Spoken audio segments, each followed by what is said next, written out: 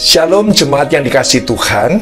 Shalom buat jemaat MCC yang ada di Jakarta maupun yang ada di beberapa tempat. Saya mengucapkan selamat berjumpa kembali kepada jemaat dan saudara-saudara saya yang ada di Surabaya, Semarang, Solo, Jogja, juga yang ada di daerah Pulau Sering Menggaris, juga ada di belahan Kalimantan Utara, juga Kalimantan Tengah, juga Pulau Mentawai, Padang, Pekanbaru. Saya juga mengucapkan selamat buat saudara-saudaraku, selamat berjumpa kembali buat jemaat yang ada di Jonoge, Kota Palu, juga yang ada di Lemo, di daerah Sukuwana. Saya juga mengucapkan selamat berjumpa buat jemaat yang ada di Malaysia, jemaat yang ada di Taiwan, dan juga yang ada di Amerika. Tuhan memberkati. Hari ini saya akan membawakan firman Tuhan dengan saya beri judul Minta Hikmat Tuhan, Minta Kata Kunci Daripada Tuhan. Saudara-saudaraku yang dikasihi Tuhan, saya akan membacakan dari kitab Yakobus 1 ayat 1 sampai dengan ke-8. Begini firman Tuhan. Salam dari Yakobus, hamba Allah dan Tuhan Yesus Kristus, kepada kedua belas suku di perantauan. Saudara-saudaraku, anggaplah sebagai suatu kebahagiaan apabila kamu jatuh ke dalam berbagai-bagai pencobaan. Sebab kamu tahu bahwa ujian terhadap imanmu itu menghasilkan ketekunan. Dan biarkanlah ketekunan itu memperoleh buah yang matang, supaya kamu menjadi sempurna dan utuh dan tak kekurangan suatu apapun.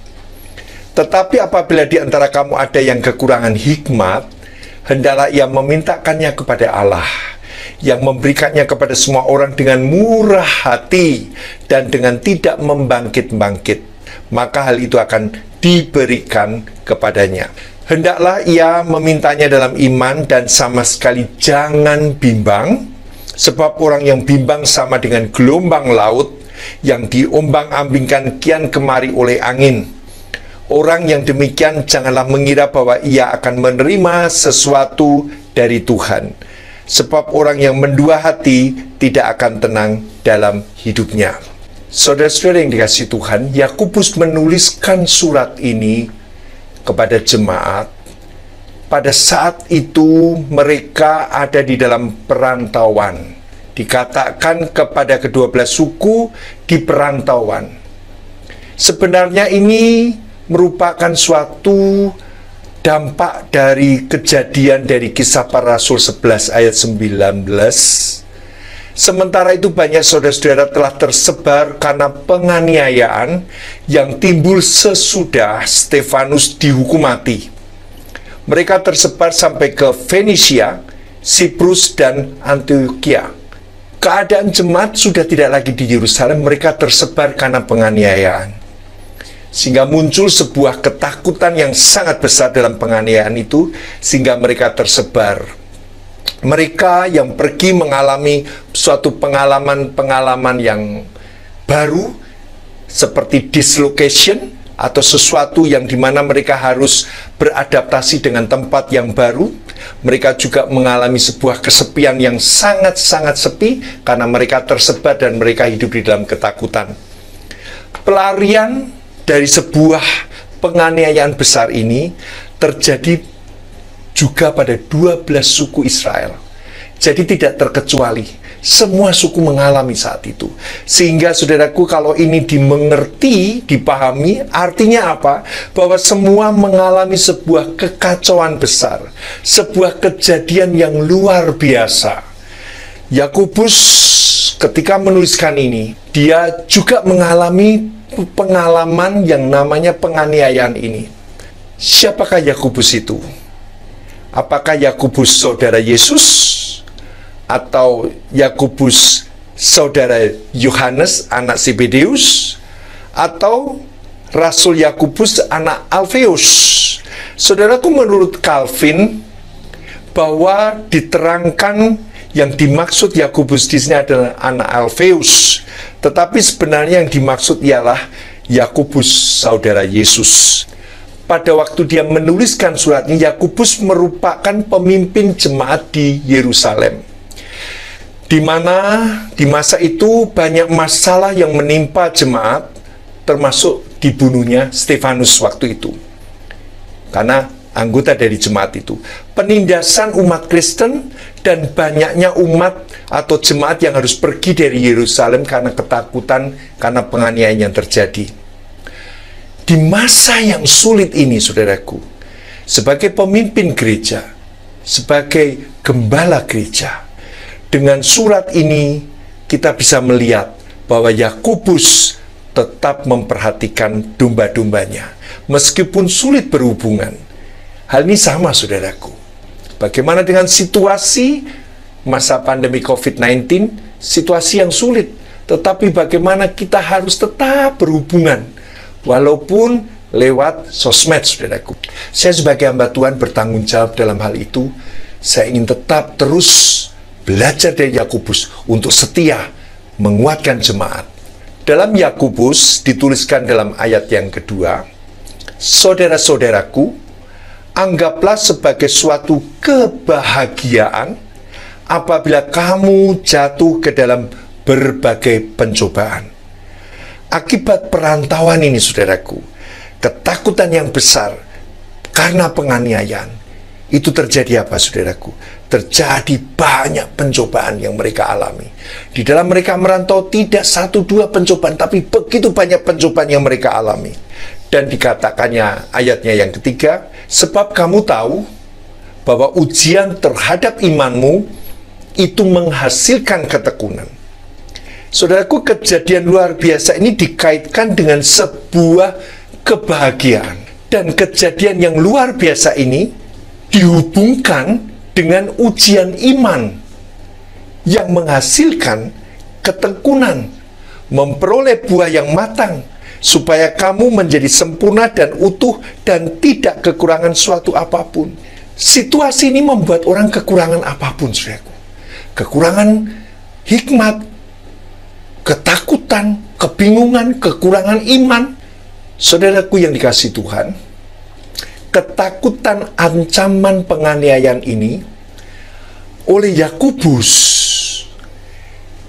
dia mengatakan ini merupakan sebuah kebahagiaan.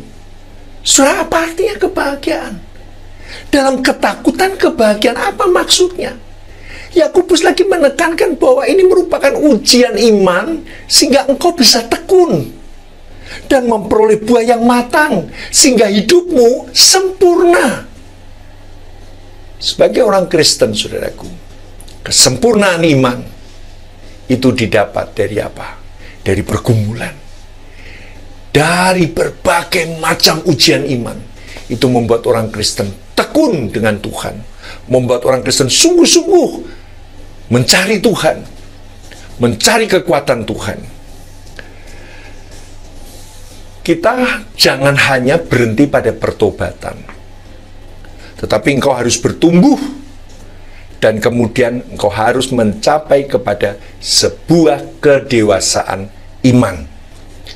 Kedewasaan iman itu tidak diukur dari umur, saudaraku, tetapi diukur dari segala penyerahan hidup. Entah itu pencobaannya kecil atau besar, tetapi seorang yang dewasa imannya, dia menyerahkan kepada Tuhan. Hidupnya berserah penuh kepada Tuhan. Dia mencari kebenaran firman Tuhan.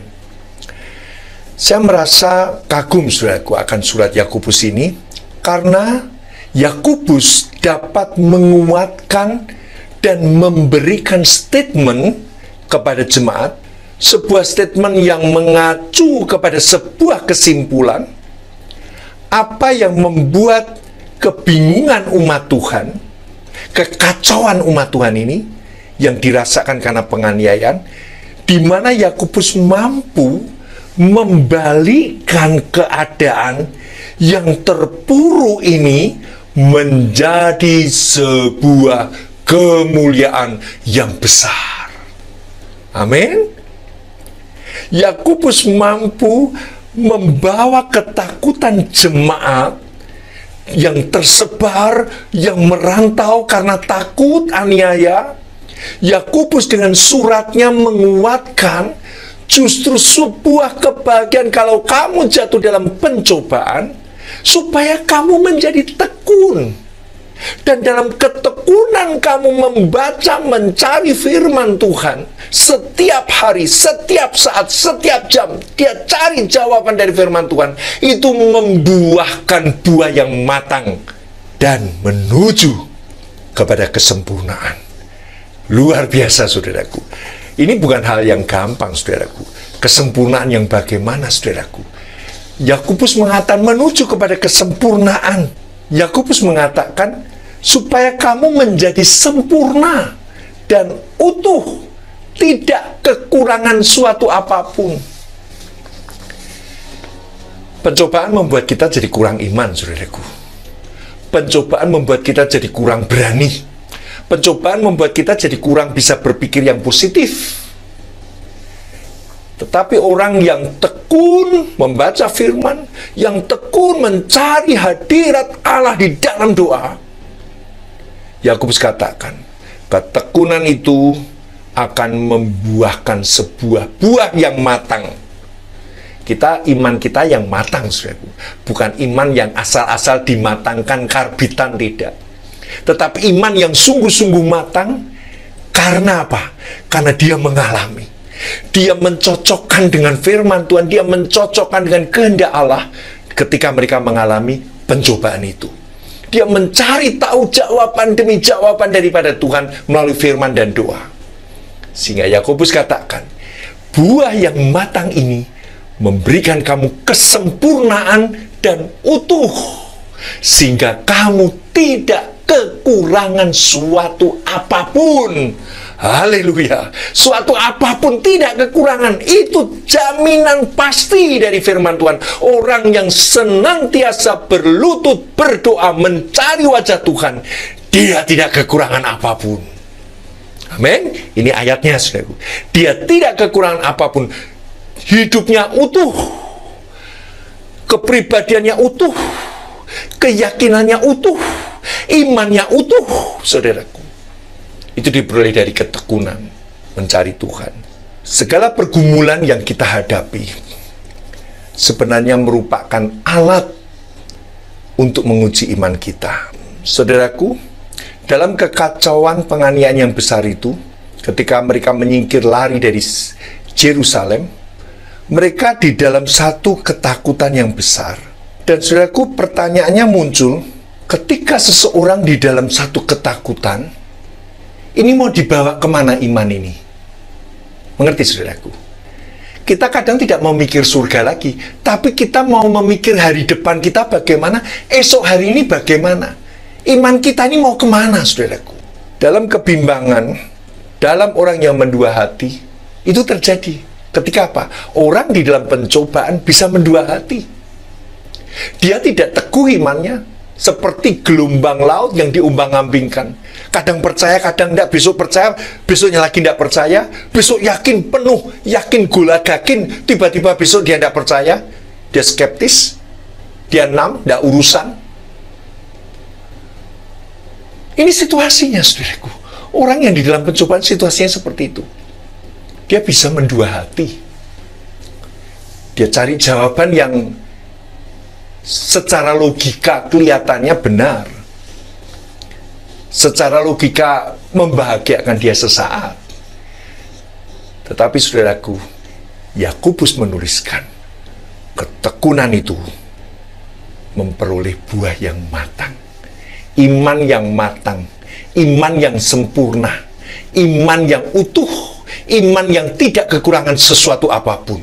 Dalam ayat yang kelima dikatakan demikian, tetapi apabila di antara kamu ada yang kekurangan hikmat, hendaklah ia memintakannya kepada Allah, yang memberikan kepada semua orang dengan murah hati dan dengan tidak membangkit-bangkit, maka hal itu akan diberikan kepadanya. Saudaraku, kita dalam situasi pencobaan yang berat, dalam situasi penganiayaan dan bahkan membuat engkau jadi takut, engkau harus mencari hikmat. Hikmat itu penting, saudaraku. Mintalah hikmat. Hikmat itu sering ditulis berulang kali di Amsal tentang hikmat. Hikmat itu firman Tuhan, saudaraku. Ketika engkau mencari hikmat, berarti engkau mencari dari kebenaran firman Tuhan, dari suara Tuhan, dari firman Tuhan yang kita baca di dalam Alkitab. Mintalah hikmat, saudaraku. Mintalah hikmat daripada Tuhan. Hikmat ditulis di Amsal berulang-ulang. Hikmat itu juga firman Tuhan. Hikmat itu suara Tuhan. Minta hikmat dalam situasi pencobaan yang berat yang engkau alami hari ini. Minta hikmat Tuhan. Saudaraku yang dikasihi Tuhan, hikmat itu justru muncul pada saat kita di dalam kebingungan. Hikmat itu muncul pada saat kita tertutup jalan hidup kita. Hikmat itu muncul pada saat kita tidak ada jawaban apa-apa.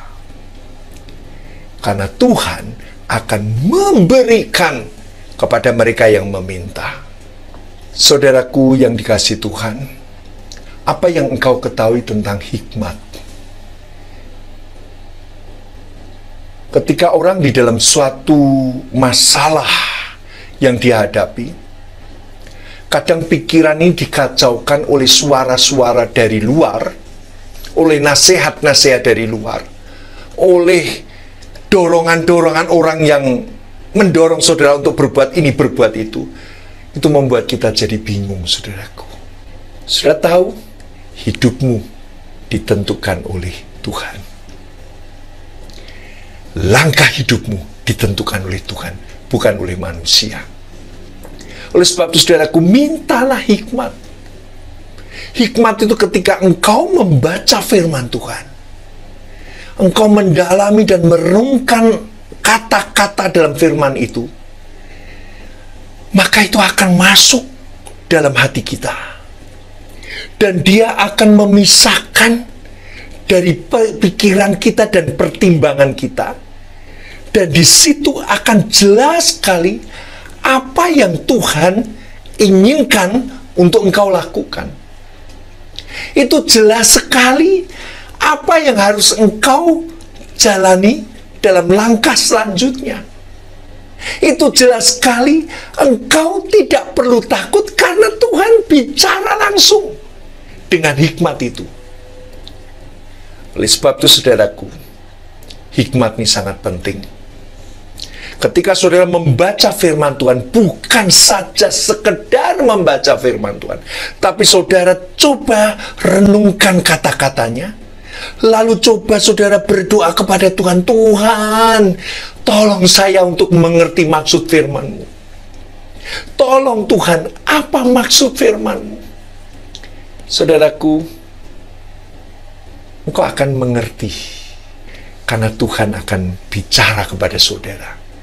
Dia akan bicara dalam lubuk hatimu yang sesuai dengan firman-Nya.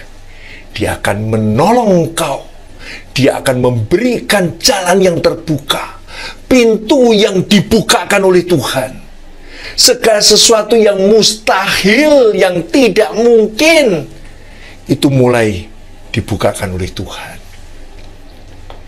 Pengalaman ini, Yakobus katakan, berbahagialah kamu kalau jatuh dalam berbagai pencobaan, karena itu mendatangkan ketekunan. Ketekunan untuk engkau mencari hikmat, saudaraku. Ketekunan untuk engkau menggali firman Tuhan, sehingga engkau memperoleh buah yang matang, sehingga engkau tidak kekurangan sesuatu apapun. Hidupmu utuh, karaktermu tetap utuh, pikiran positifmu tetap utuh, suatu keyakinanmu tetap utuh, suatu semangatmu tetap utuh. Karena apa? Engkau menemukan hikmat yang daripada Tuhan. Saudara-saudara yang dikasihi Tuhan, saya percaya saudara dalam kesulitan hari ini, saudara dalam kesukaran yang begitu besar, bahkan saudara dalam ketakutan akan masa depan saudara, masa depan rumah tangga dan anak-anakmu. Tapi saya sebagai hamba Tuhan, saya ingin mengingatkan. Yakobus membalikkan sebuah keadaan dari ketakutan menjadi sebuah ketekunan. Artinya apa, saudaraku? Ketika engkau dicobai, justru jangan kau lari daripada Tuhan. Ketika engkau dicobai cobaan yang berat, justru jangan engkau menghindar akan doa-doamu. Tetapi justru sebaliknya engkau malah bertekun di dalam doa. Karena apa? Engkau akan mendapatkan hikmat yang daripada Tuhan. Engkau akan mendapatkan sesuatu jalan yang dibukakan oleh Tuhan secara pribadi dalam hidupmu. Saudara harus percaya hal itu. Hal-hal yang mustahil, yang tidak mungkin itu diperhadapkan kepada saudara. Bukan untuk menjadi saudara bingung. Kalau orang Jawa bilang kelap-kelop, saudaraku. Kelap-kelop itu udah tidak tahu mau berbuat apa. Bukan menjadi saudara bingung, tetapi menjadi saudara menyerahkan dirimu kepada Tuhan. Dan sungguh-sungguh mencari wajah Tuhan, berdoa, membaca firman dengan tekun. Sehingga engkau memperoleh buah yang matang. Dan dikatakan, sehingga engkau utuh, tidak kekurangan suatu apapun. Tuhan memberkati saudara. Tetap semangat di dalam pelayanan, tetap memberitakan Injil, dan salam isi Injil. Bye.